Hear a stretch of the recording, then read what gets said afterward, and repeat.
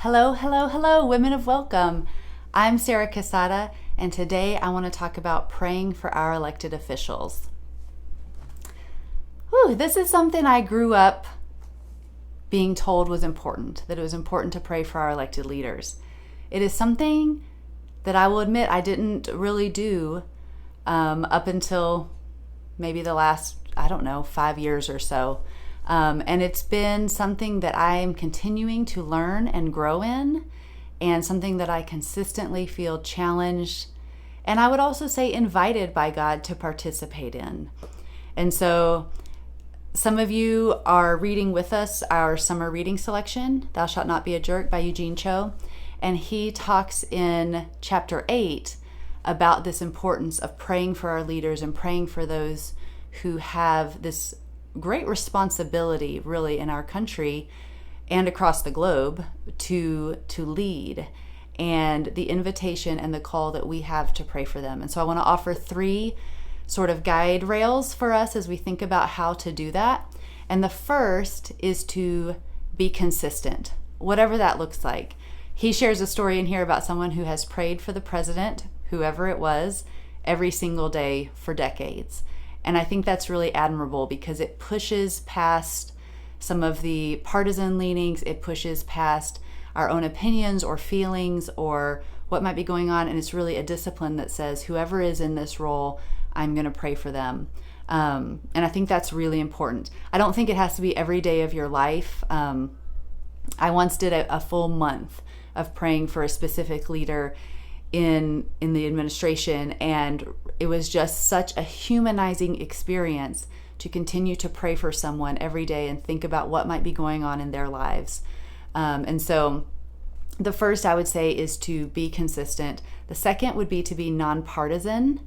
And so this really relates to this idea of praying for someone, not against them, because I think sometimes we can fall into the trap of, well, I'm only going to pray for a leader whom I agree with. Or the opposite is like, well, I'm going to pray really hard against someone that I disagree with.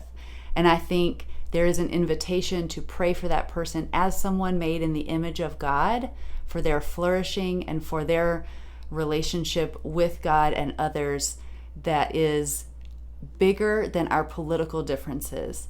And so I love this. In chapter 8 of this book, Cho talks about praying for leaders and talks about praying for physical protection, both for the leader and their family, for wisdom and repentance, because all leaders need that, well-being, marriage and family, strength, conviction, courage. Pray that leaders would know Jesus. All of that is so important. And there are ways that we can pray for them that aren't just don't let them be successful in this or give them success in this based on our partisan views, but that we can really honor the image of God in our leaders and pray for them. And then the third thing I would say is it's important that we're not just thinking about praying for the U.S. president. We want to make sure that we're praying for our local leaders, our mayors and our governors, and maybe even down to your neighborhood association. Leadership comes with a lot of responsibility, and it's important to think about praying for those people.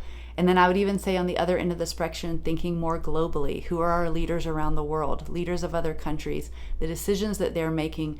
We are interconnected in so many ways, and so there is this reality that we also can be praying for people across the globe, and that doesn't require passports or visas or any of those things. It's an honor and a privilege to be able to pray for people. And so I invite you to take on this challenge and this invitation to pray for elected officials. And again, I'll say pick some kind of consistency. Don't be partisan in your prayers, and to not think just about the president, but to think about local as well as global. And I think I invite you even in the comments to just share a word or a sentence of prayer for our elected officials, because I think this is really important and it's an opportunity for us to participate in God's work. Thanks.